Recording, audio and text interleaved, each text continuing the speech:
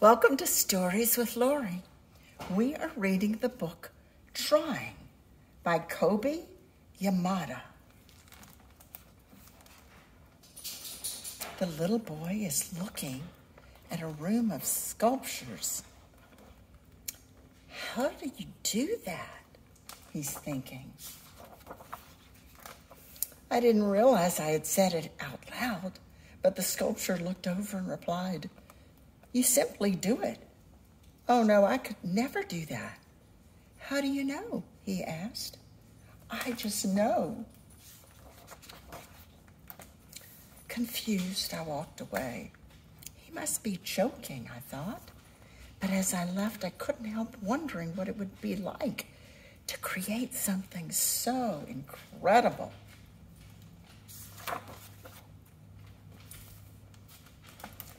When I returned, the sculptor looked over at me and asked, "How's your sculpture coming along?"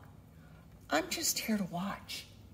The best way to give your talents an opportunity is to try," he responded. "I'd rather just watch.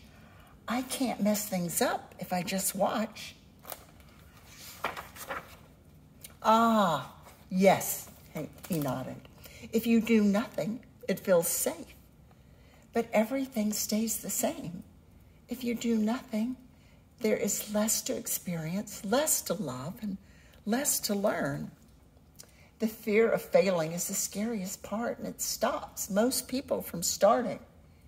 The only way to get where you want to go is to take a step in that direction. And the best way to do that is to begin."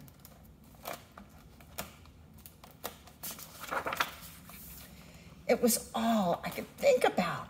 Even as I slept, I dreamt of creating beautiful things. I was excited to get started, but as I was working, I realized that something was wrong.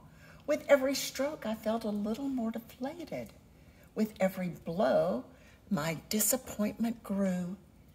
This was not turning out the way I had imagined. Why did I think I could do it? Why had I let myself care about this so much? The next time I saw the sculptor, he asked about my work. I told him it was no good and that I had quit. "Why would you do that?" he asked. "Because it feels awful to want something so badly and just be disappointed." "Yes," the sculptor replied. "Disappointment hurts, but failure is temporary and in many ways necessary. It shows us how something can't be done, which means we're a little closer to finding out how it can. When you first tried to walk, you fell, but you picked yourself up and tried again. You were willing to fail over and over and over. And that is why you succeeded." I had tried and I had failed. Now he was asking me to try again. What good would that do? I'd already proven I couldn't do it. But if I was honest, I wanted to believe I could. So even though I worried that I wasn't good enough, I decided to try again. I worked and worked, then worked some more. And while I could see it was a little better, it still wasn't at all what I had wanted it to be. I stormed up to the sculptor. "See, I told you I wasn't any good, and this proves it. Are you happy now?" "Yes," he replied. "I'm happy. It's good to see you sculpting. But it's terrible. I don't even know what I'm making." "You're making progress," he exclaimed. "I see talents emerging. I see risks being taken. I see courage. I see caring. I see perseverance.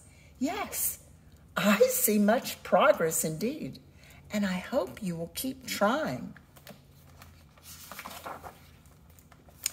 I tried again and again and again.